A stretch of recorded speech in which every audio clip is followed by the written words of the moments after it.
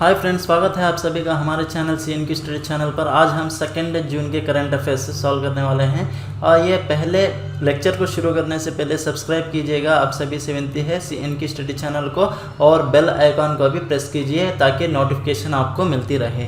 आइए पहले national news से शुरू करते हैं। नेशनल न्यूज़ में सबसे पहला न्यूज़ एजुकेशन के बारे में देखते हैं। एजुकेशन मिनिस्ट्री ने रिसेंटली एक सपोर्ट मनी के तौर पर सपोर्ट प्रोवाइड कर रहा है मिड डे मील्स स्कीम के द्वारा। So mid day meals scheme के तहत ministry of education Ramesh Pokhriyal Pokhriyal Nishank education minister है हमारे। इन्होंने 11.8 करोड़ स्टूडेंट्स के लिए टोटल 1200 करोड़ का अमाउंट रिलीज किया है, जो कि स्टेट गवर्नमेंट्स के तहत यहाँ पर मिड डे मील्स स्कीम्स को रन कराने के लिए। सो टोटल बेनिफिशियरीज देखिए यहाँ पर 1 to 8th क्लास स्टूडेंट्स के लिए जो कि 11.2 लाख का government and government aided schools में पढ़ रहे हैं, उन सभी बच्चों के लिए इस स्कीम का उपयोग मिलेगा। So next each child will get 100 rupees. So एक बच्चे के ऊपर टोटल 100 रुपीज़ खर्च किया जाएगा मिड डे मील्स स्कीम के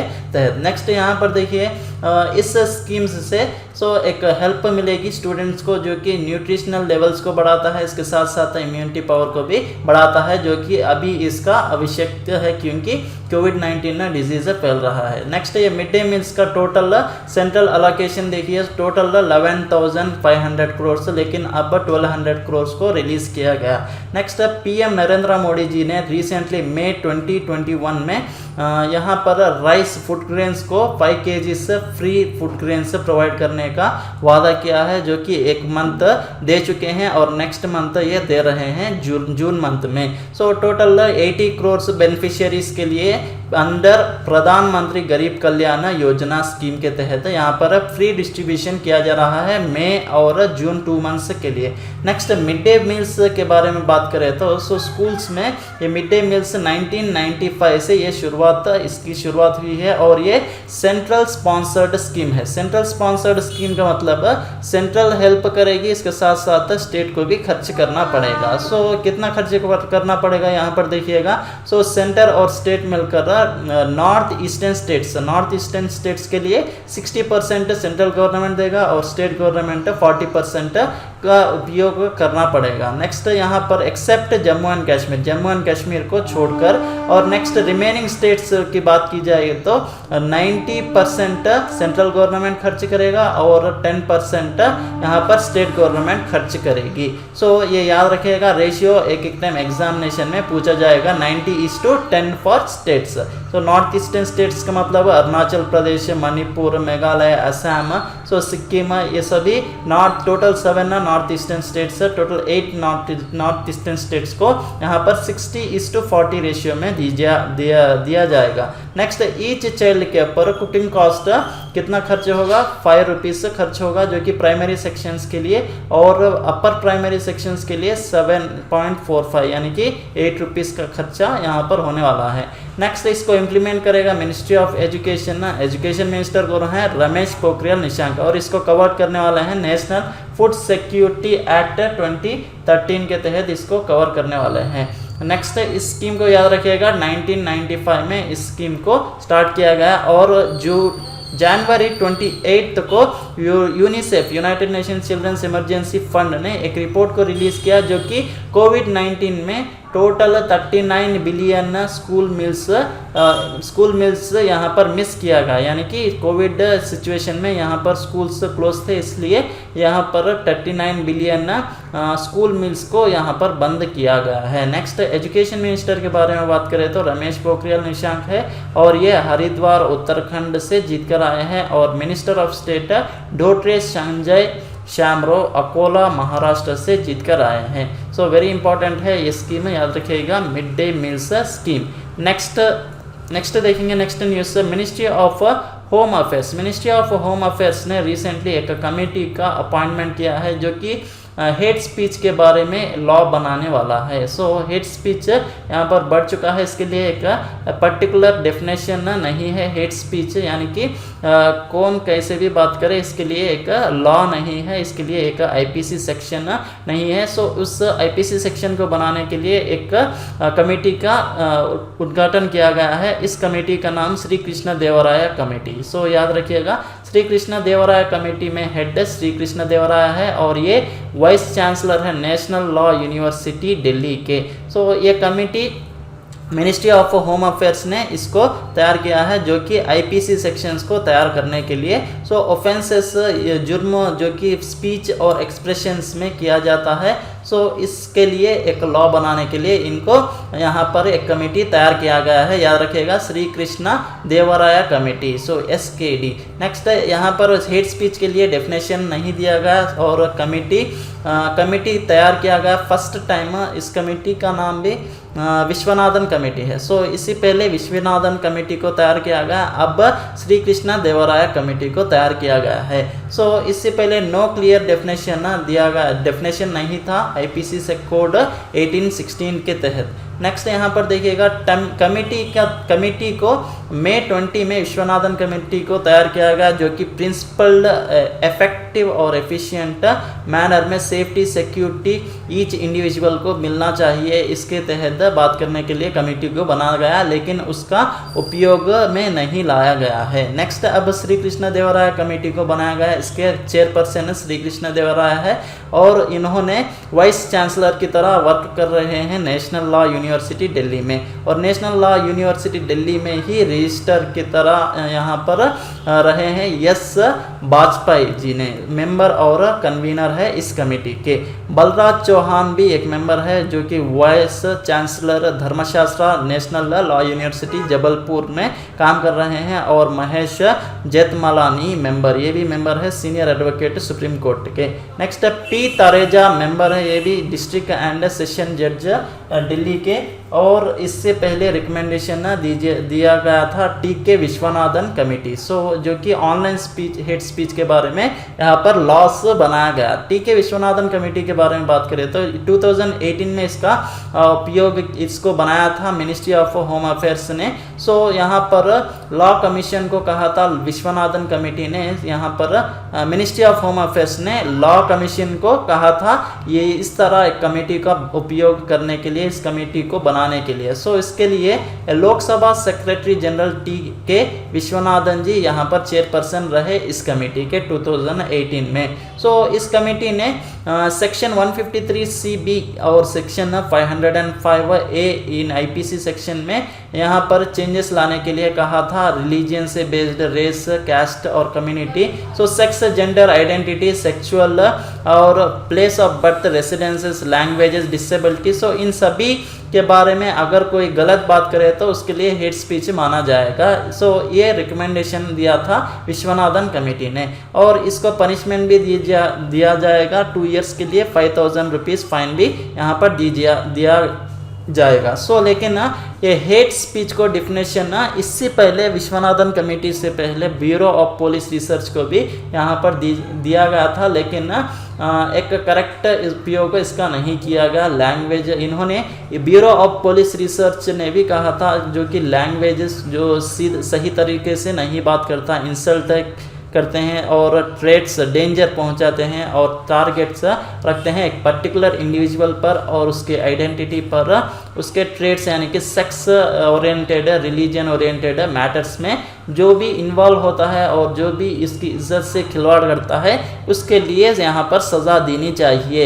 ये bureau of police research and development ने कहा था। सो इसको याद रखिएगा, हेट स्पीच पर अब कानून बनने वाला है जो कि श्री कृष्ण देवराय कमेटी को यहाँ पर इसके चेयरपर्सन दिया गया है, याद रखिएगा। तो मिनिस्ट्री ऑफ होम अफेयर्स के बारे में बात करें तो हमारे होम मिनिस्टर अमित शाह जी है और इनका गांधीनगर गुजरात कॉन्स्टिट्यूएंसी है। मिनिस्टर ऑफ स्टेट के बारे में बात करें तो किशन रेड्डी सिकंदराबाद तेलंगाना से जीत कर आए हैं। नित्यानंद राय उजिरपुर बिहार के रहने वाले हैं। सो ये भी याद रखिएगा। आइए next science and tech news के बारे में बात करते हैं। साइंस एंड टेक न्यूज़, यहाँ पर साइंस और टेक न्यूज़ में IAU का मतलब इंटरनेशनल एस्ट्रोनॉमिकल यूनियन, IAU का मतलब। सो IAU ने अप्रूव किया 8 फीचर्स ऑन मून के लिए। सो मून पर 8 लोकेशंस के लिए चाइना ने यहाँ पर नेमिंग प्रोवाइड किया है। सो उस नेमिंग को अप्रूव किया है IAU ग्रुप ने। सो IAU का एक ग्रुप है working group for planetary system nomenclature के नाम पर और WGPSN के नाम पर। सो इन्होंने अप्रूवल किया है 8 फीचर्स जो कि 8 प्लेसेस के लिए नेम्स को प्रोवाइड करने के लिए। सो वो 8 नेम्स देखिएगा, चाइना ने दिया है मॉन्स हुए, मॉन्स हैंग, मॉन्स पी जियो, Shen Liu, Shen Q Liu ह्यू और सॉन्ग जिंग किंग और स्टेशियो स्टैंचिंग और जू गैंक्यू। सो इन सभी नेम्स को यहाँ पर अप्रूव किया गया IAU के तहत। और यहाँ पर देखिए चांग 5। सो चांगी 5 स्पेसक्राफ्ट यहाँ पर दिसंबर 2020 में लैंड किया था मून पर। सो चांग 5 लूनार सैंपल्स को लेकर आया है हमारी भूमि को। सो टोटल इससे पहले USA 1969 में अपोलो मिशन के तहत, अपोलो 11 मिशन के तहत यहाँ पर भेजा था मून पर, यहाँ पर फाइंड आउट करने के लिए प्लेसेस को। सो अब चांग, चाइना अमेरिका के बाद चांगी 4 को भेजा गया, जो कि यहाँ पर ये प्लेसेस के लोकेशंस के नेम से डिफरेंट फीचर्स है, डिफरेंट प्रॉपर्टीज है, इसके लिए इसको सेपरेट नेम से दिया गया है चाइना के द्वारा। सो चाइना ने इससे पहले चांगी 4, सो अब कौन सा स्पेसक्राफ्ट भेजा है, चांगी 5 को भेजा है। सो चांगी 5 के बारे में यहाँ पर बात कर रहे हैं। 2019 में चांगी 4 को भेजा गया मून के डार्क साइड पर। सो इस तरह चाइना आगे बढ़ रहा है स्पेस में भी। सो यहाँ पर देखिए टोटल लोकेशंस के लिए फाइंड आउट करने के लिए, लोकेशन नेमिंग देने के लिए astronomers, scientist, mathematicians, cartographers, mountaineers और कॉन्स्टलेशन सभी मिलकर यहाँ पर आगे बढ़ रहे हैं। और यहाँ पर 8 लोकेशंस के नेम देख सकते हैं, मांगहू और ये पेंगजी और लियोहोन, मेंगजिन। सो यहाँ पर चाइनीस नेम्स यहाँ पर आप देख सकते हैं। टोटल 8 लोकेशंस पर नेमिंग दिया गया चाइना के द्वारा। सो टोटल 8 है, यहाँ पर गिन सकते हैं आप। और नेक्स्ट देखते हैं, इन अगस्त 2020 में हमारे ISRO, Indian space research organisation, और इसके चेयरमैन और हेडक्वार्टर कहाँ पर है बताइएगा, मैं लास्ट में इसका सॉल्यूशन दूंगा। सो यहाँ पर देखिए ISRO, Indian space research organisation ने 250 और 300 किलोमीटर्स तक लॉन्ग मून क्रेटर को फाइंड आउट किया। क्रेटर का मतलब एक बड़ा सा गड्ढा है, उसको क्या नाम दिया गया हमारे इंडिया के द्वारा, साराभाई क्रेटर इसका नाम रखा गया, जो कि विक्रम साराभाई को यहाँ पर इसका ट्रिब्यूट दीजिए, इसके इज्जत के नाम पर यहाँ पर दिया गया है। सो विक्रम साराभाई को father of Indian space programme भी कहा जाता है।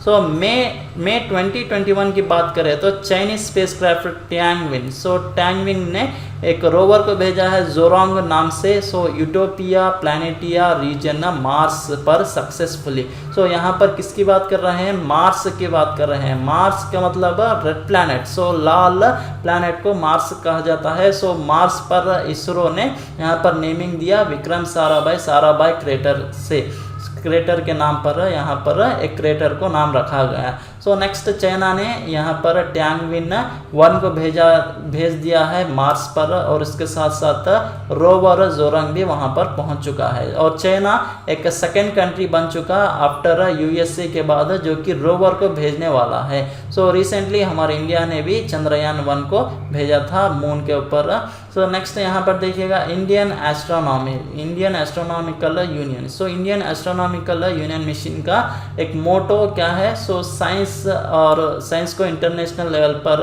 यहाँ पर डेवलप किया जाए। सो यहाँ पर फाउंडेशन देखिए 1919 में इसका उद्घाटन किया गया था, हेडक्वार्टर पेरिस फ्रांस में, और प्रेसिडेंट एविंग वैन डिशूक इनके प्रेसिडेंट है इंटरनेशनल एस्ट्रोनॉमिकल यूनियन के। सो नेक्स्ट डिफेंस न्यूज़ के बारे में बात करेंगे। डिफेंस न्यूज़ में देखिएगा director general, so director general किसके, डिफेंस के। सो इन्होंने एक NCC mobile training app version 2.0 को यहाँ पर स्टार्ट किया है, लॉन्च किया गया है डिफेंस सेक्रेटरी के द्वारा। सो डिफेंस सेक्रेटरी कौन है, अजय कुमार, जो कि दिल्ली में रहने वाला है। सो दिल्ली में एक मोबाइल ट्रेनिंग ऐप को स्टार्ट किया गया, जो किसके लिए, NCC कैडेट क्रॉप्स के लिए यहाँ पर स्टार्ट किया गया। इसका मेन ऑब्जेक्टिव ऑनलाइन ट्रेनिंग को प्रोवाइड करने वाला है, जो कि ट्रेनिंग मटेरियल भी प्रोवाइड करेगा इसके साथ साथ, क्योंकि ये कोविड-19 सिचुएशन में एक ट्रेनिंग प्रोवाइड करेगा एनसीसी नेशनल कैडेट क्रॉप्स को। Next DG NCC app, so इसका नाम है डीजी एनसीसी ऐप। डीजी का मतलब director general, NCC national cadet corps app. So इसका वर्जन 2.0 में बहुत हिंदी और इंग्लिश लैंग्वेज में इसके वीडियोस पाए जाएंगे। 130 वीडियोस इसमें रहेंगे और न्यू पेजेस भी यहाँ पर दिया गया है और फ्रीक्वेंटली आस्क्ड क्वेश्चन से प्रिसीज वे में, और यहाँ पर क्वेरी के लिए एक ऑप्शन भी दिया गया है।